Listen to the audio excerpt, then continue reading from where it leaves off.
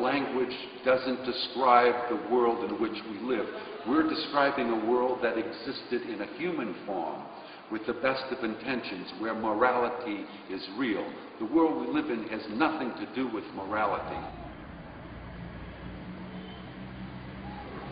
When the Pope appears, or the head of state, and they call for world peace and unity, these are hollow words. They don't mean anything to me. They have no authenticity. Nations don't have friends, they have interests. We will do anything to achieve our interests, and that means eradicate other people's ways of life, take away their language, all for the benefit of them. It's not human to be able to change the world. That's a fascist idea. It's an idea that comes from evangelical and technological thinking, to think that all people can live the same way. Everything now is situated in technology. In that sense, from that point of view, technology is the new host of life. Technology is the environment of life. It's something that we've created, but like Frankenstein, it has a life of its own. For me, technology is like an ontological earthquake. We live in two worlds, the world of the rooted future, which is the world of technology, or the world of the uncreated future, which is the world of art. That's the rooted future is the world where I am completely pessimistic. The uncreated world is the world of hope, because that's the world that comes out of the fecundity of our imagination. To try to make this world better is, I think, hopeless. One has to have the courage to be hopeless about this world in order to create a more livable world for oneself. I try to take 1,000 pictures and offer you the power of one word so that you can begin to rename the world in which you live. I learned as a monk that if you want to see your ordinary world in an extraordinary way, you had to stare at it to the point where it started to look strange. I try through the camera to look at the world that is assumptive, that's all around us, that we see every day but never see because it's so present. I try to stare at it, make that background the foreground or the subject, so that confronting that, it starts to look strange.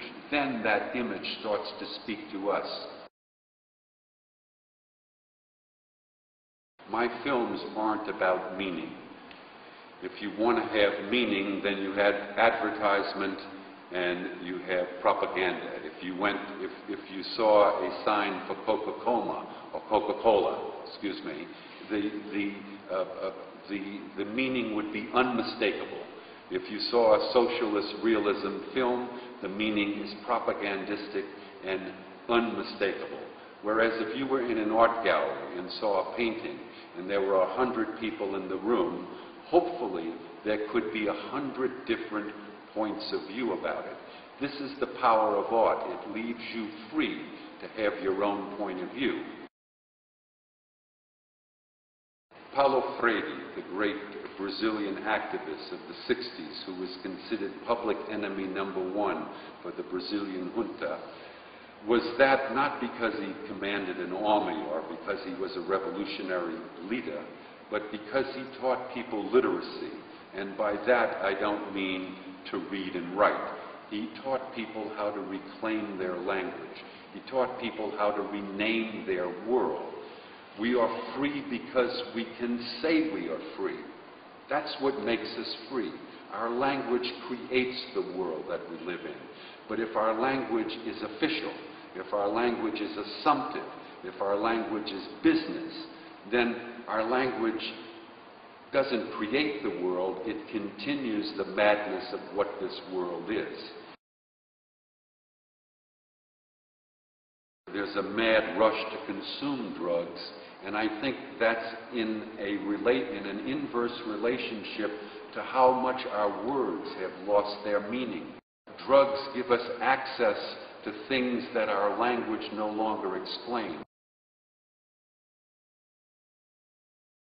Our societies of, quote, enlightenment and development predate on the societies of diversity and simplicity in the South.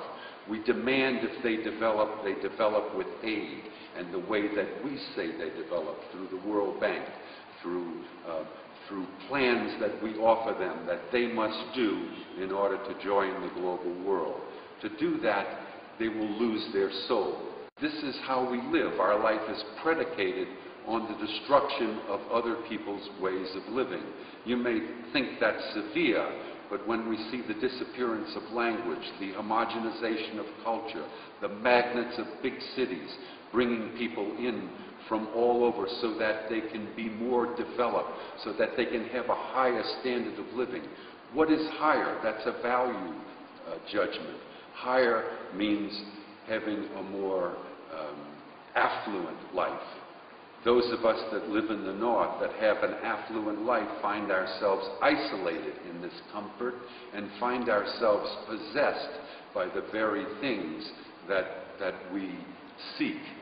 For many people now who graduate from university, that certificate becomes their death certificate because they no longer can afford to question the world they live in.